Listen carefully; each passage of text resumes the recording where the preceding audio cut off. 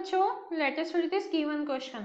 So the given question says that the time period of an Earth satellite in a circular orbit of radius r is 2 days and its orbital velocity is v0. If time period of another satellite in a circular orbit is 16 days, then तो देखिए बच्चों, यहाँ पे हमें क्या दिया हुआ है, देखो एक सैटेलाइट है, लेट सपोज S1, उसका टाइम पीरियड दिया है, कितना है वो, इसे T1 से डिनोट कर देते हैं, तो कितना है वो 2 डेज है, राइट, 2 डेज हमें गिवन है। अब इसके लिए उन्होंने क्या बोला है, ऑर्बिटल रेडियस क्या है, r है, ठीक है, और वेलोसिटी क्या है, v0 है। अब इसी के साथ हमें S2 मतलब दूसरे सैटेलाइट के लिए टाइम पीरियड दिया है, उसे T2 से डिनोट कर देंगे, वो कितना है, 16 डेज है, ठीक है।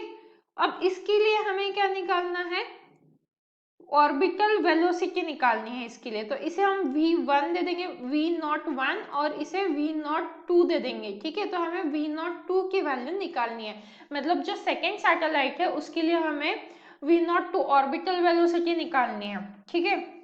एंड साथ में रेडियस भी फाइंड आउट करनी है, तो इसे r1 दे देंगे, इसे r2 दे देंगे, ठीक है। अब सॉल्यूशन स्टार्ट करते हैं। देखो हमें एक एक्सप्रेशन पता है, वो क्या होता है, हमें पता है टी स्क्वायर मतलब time taken is equal to क्या होता है, 4 pi square R cube divided by क्या हो जाएगा यहाँ पे जी एम, ये m किसका मास है, अर्थ का मास है, ठीक है। तो ये हो गया T1 के लिए, ठीक है। तो यहाँ पे आ जाएगा, यहाँ पे 1 आ जाएगा। अब अगर ऐसा ही सेम हम T2 के लिए लिखे तो T2 के लिए क्या आ जाएगा, T2 square is equals to 4 pi square R2 का क्यूब अपॉन GM, राइट, कुछ इस तरीके से आ जाएगा। अब दोनों सैटेलाइट अर्थ के ही है, इसीलिए ये GM क्या रहेगा, कांस्टेंट रहेगा।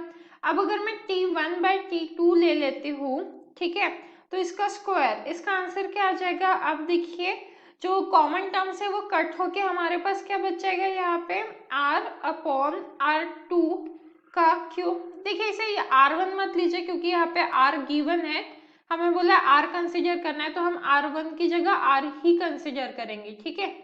तो इसे R कंसिडर कर लेंगे, तो यहाँ पे R लिख दीजिए कुछ इस तरीके से। सो R और उस सेकंड सैटेलाइट के लिए R2, ठीक है। तो इस तरीके से आ जाएगा हमारे पास। अब क्या करेंगे, हमें तो टाइम पीरियड गिवन है, ये देखिए यहाँ पे 2 एंड 16 गिवन है, तो टाइम पीरियड की वैल्यूज पुट कर देते हैं। तो ये आ जाएगा 2/16 उसका square is equals to R by R2 का क्यूब, राइट। इसे जब हम सॉल्व करेंगे तो हमें क्या मिलेगा, देखिए यहाँ से हम सॉल्व करते हैं इसे, तो यहाँ पे हमें मिल जाएगा R by R2 is equals to 1/8 raised to the power 2/3, right. तो यहाँ से जब हम सॉल्व करेंगे तो R2 की वैल्यू क्या मिलेगी, 4R मिल जाएगी। मतलब सेकेंड जो ऑर्बिट है उसका रेडियस पहले वाले के 4 गुना है ना। ये पहला वाला ऑर्बिटल रेडियस है, ये दूसरे सैटेलाइट का रेडियस है, तो दूसरे सैटेलाइट का रेडियस पहले के सैटेलाइट के रेडियस से 4 गुना ज्यादा है। अब ऑर्बिटल वेलोसिटी निकालनी है, R2 की वैल्यू तो मिल गई हमें, V02 की वैल्यू निकालनी है, तो V02 की वैल्यू कैसे निकलेगी, यहाँ से देखिए V02 इज इक्वल टू हो जाएगा under root of GM upon R2। तो ये R2 का हम रिप्लेस कर सकते हैं 4R से, ये GM अपॉन 4R लिख सकते हैं क्योंकि यहाँ पे तो R2 मतलब 4R है।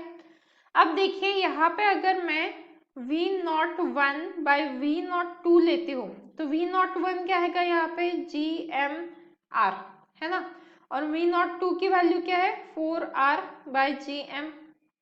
जब हम इसे कैंसल आउट करेंगे क्या बचेगा हमारे पास, this will be equal to √4, मतलब V01 upon V02 is equal to क्या आ गया, 2 आ गया। इसी से हम क्या लिख सकते हैं, V02 is equal to V01/2, कुछ इस तरीके से हम रिलेशन लिख सकते हैं, राइट। तो अब अगर हम ऑप्शंस चेक करते हैं तो हमारा ऑप्शन बी करेक्ट मैच है। So the final answer for this question is option B, that is its radius of orbit is 4r and orbital velocity is v0/2. And I hope you understood it well. All the best.